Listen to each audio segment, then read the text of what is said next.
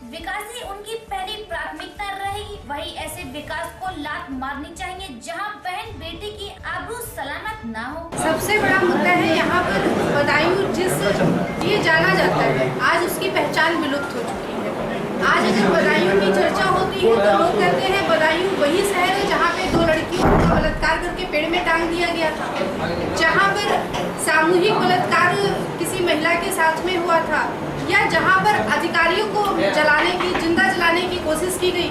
ऐसी इन चीज़ों से आज बदायूं की पहचान होती है। बदायूं अपना वास्तविक पहचान आज की डेट में खो चुका है। उस वास्तविक पहचान को पुनः लाना है और यहाँ की बहन बेटियों की इज्जत आबरू को सुरक्षित रखने का काम करना है।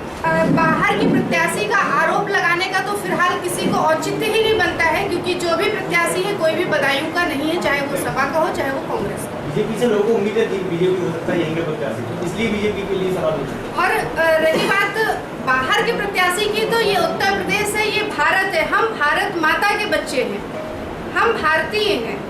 तो जब हम एक माँ के बच्चे हैं तो वो भारत अलग कैसे हो गए? तो आप इस पे क्या परिवारवाद की शुरुआत कहाँ से होती है? पार्टी के मुखिया से। भारतीय जनता पार्टी में पार्टी के किस मुखिया ने परिवारवाद को बढ़ावा दिया है? हमारे शीर्ष नेतृत्व में आप बताइए। जो शीर्ष नेतृत्व होता है वो पार्टी परिवारवाद को बढ़ावा देता है।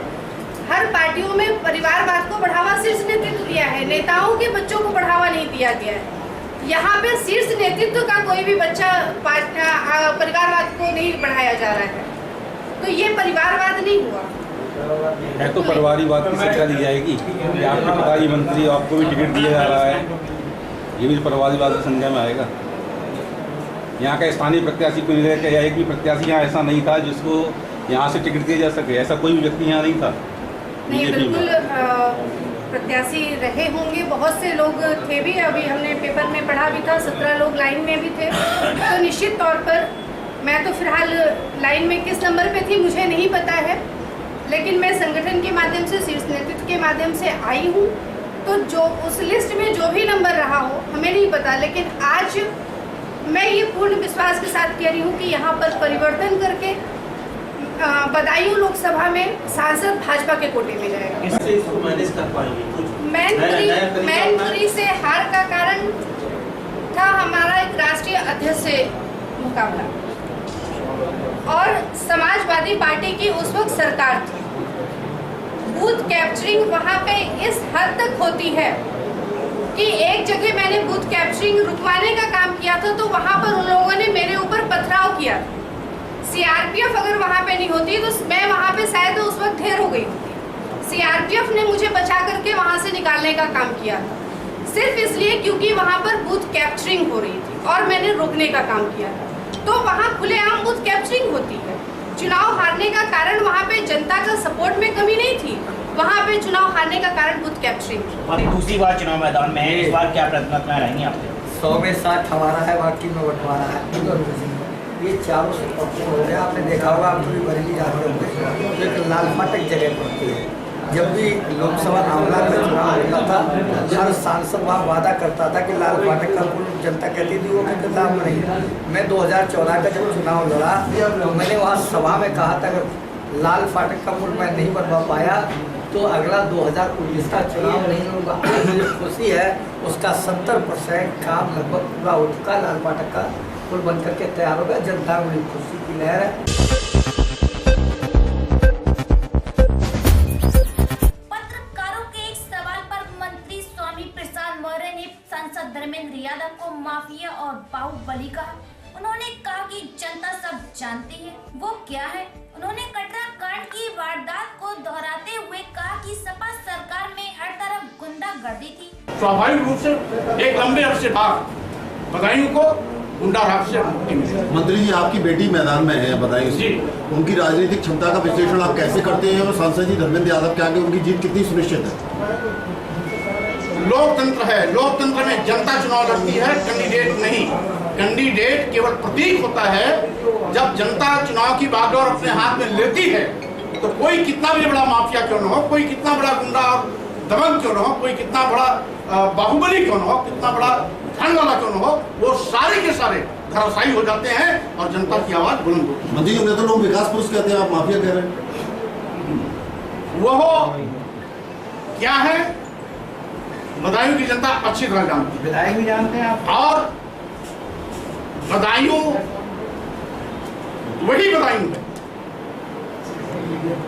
जिस बदायूं में 3 ऐसी घटनाएं घटी जहां लड़कियों के साथ सामूहिक बलात्कार, हत्या कर लाश को पेट में टांग दिया इसी जिले में। और पूरे प्रदेश में किस तरीके से गुंडाराज का नंगा नाच हो रहा था, ये किसी से छिपा नहीं हुआ। पूरा समाजवादी पार्टी सरकार गुंडा माफिया अपराधियों का अखाड़ा बन चुकी थी और यही कारण है कि 2017 में जनता ने उनको नकार दिया।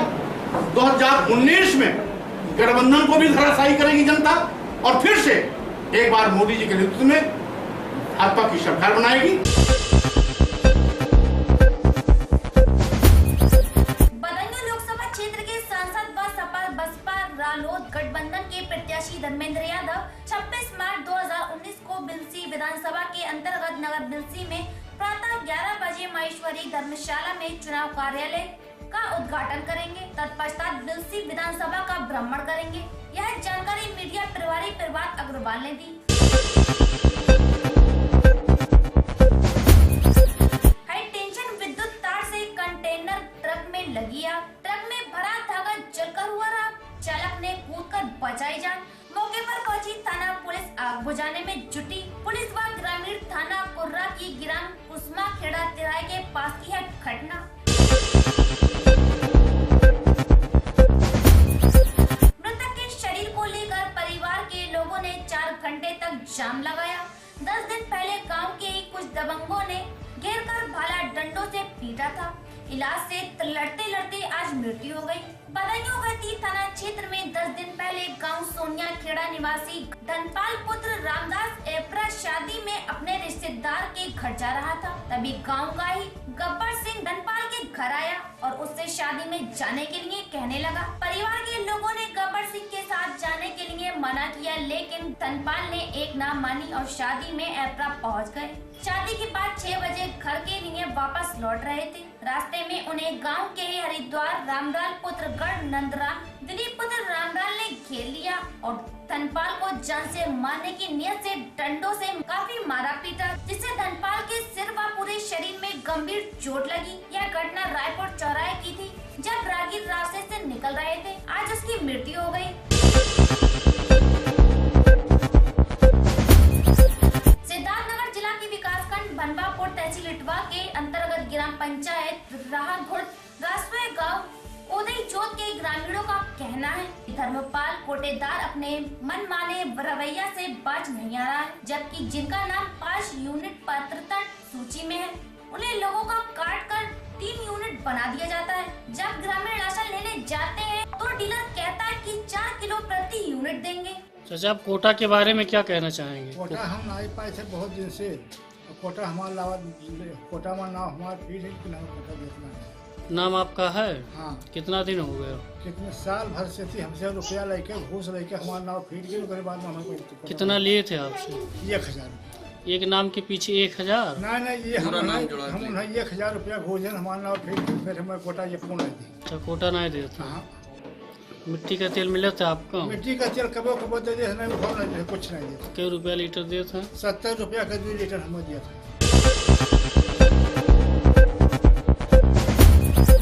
शाहजहांपुर में बैंक ऑफ बड़ौदा कुशवाहा केंद्र बरेली मंडल में 3रा स्थान पाया। ग्राहकों को सेवा देने में ब्रांच संयोजक की सराहना की गई। आपकी इस दुकान का क्या नाम है sir? Kushwaha computer. Kushwaha computer. आपका हमने सुना बरेली मंडल में 3रा नंबर आया है। हाँ सर। बरेली में 3रा नंबर आपका आया है? जी सर। इसका मतलब ये हो रहा है कि आपने ग्राहकों को अच्छी सेवा दी है? जी सर।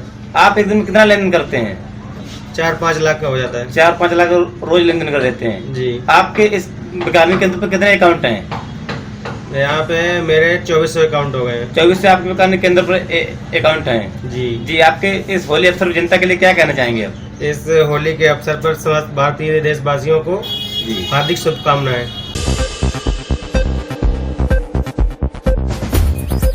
परोर थाना क्षेत्र के गांव कुबेरपुर में होली पर दबंगों ने एक परिवार को पीटा, जिसमें पीड़ित राजकुमारी ने थाने में तहरीर देकर शिकायत की है। कुमार की रिपोर्ट। आपका मशीन चलाते सिलाई वाली। हाँ, अजीत की मम्मी, अजीत की बहू सब जने आए, हमें मारो आए गिराए। गाँव कौन सा आपका? कुबेरपुर। नाम क्या आपका? हमारा राजकुमारी। राजकुमारी। हाँ। आपको अभी मारा? हाँ, अभी। आपको क्या लगा? क्या मारा आपके? छोटे लाठी मारी आपके? लाठी किसने मारी आपके? ये हमारी भावजाई लगती है, हम देव लगते हैं। आप देव लगते हो तो लाठी मारी किसने आपके? अजीत ने। अजीत ने लाठी मारी है? रवि ने। अजीत और रवि ने दोनों लोगों ने लाठी मारी आपके लिए। और मैटर क्या हुआ जिससे लाठी मारी आपके? पहले कोई बात नहीं, तो सर इन्हें गाली देने लगे, हम बोलने लगे आके साथ। गाली क्यों देने लगे? अगर गाली का मैटर क्या था? गाली क्यों देने लगे? खाए थे, बोलने लगे खाए थे सर जी। और पहले से भाई हम बर्दाश्त करते बैठे। दारू पीते इसलिए आपको हाँ, लगी मारी? सब दारू पिए हैं और पहले से 2-3 दिन में मारने का 2 दिन से मारने फिर रहे हैं। और उनके वहाँ से रास्ता है, भाई निकलना नहीं देते, ऐसी में निकली थे, कमरा बंद कर ले, वो मारो। आगरा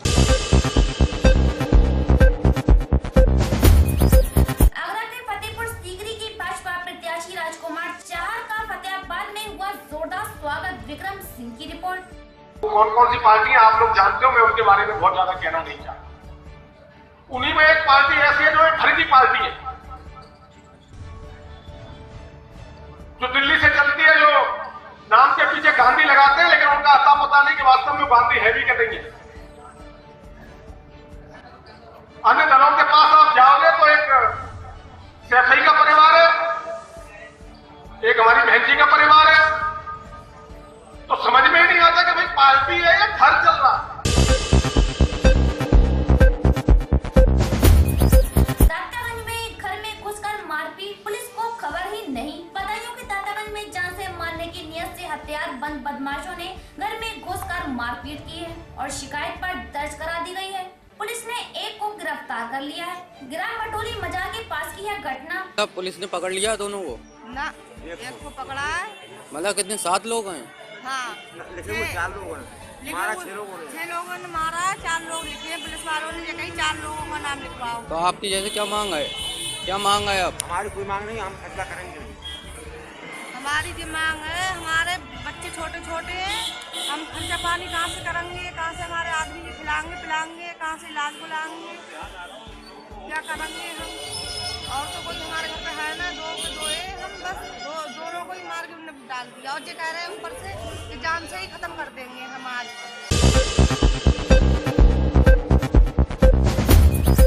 आज बदायूं के दातागंज कस्बे में पुलिस ने अतिक्रमण को हटाया, 2 पहिया वाहनों की चेकिंग की और चालान काटा। दातागंज में कोतवाली प्रभारी निरीक्षक अमृत लाल ने पुलिस बल के साथ बदायूं रोड पर अतिक्रमण हटाया। इसके साथ साथ 2 पहिया वाहनों की चेकिंग की और वाहनों के चालान काटे। दातागंज से अभिषेक वर्मा की रिपोर्ट। आगरा के थाना पिथौरा में आज लोकसभा चुनाव और होली मिलन समारोह की मीटिंग रखी गई, जिसमें एसओ उदल सिंह ने ग्रामीणों को फेटा बांधकर सम्मानित किया और लोगों से चुनाव के संबंध में जानकारी दी। आगरा से शिवम कुमार की रिपोर्ट।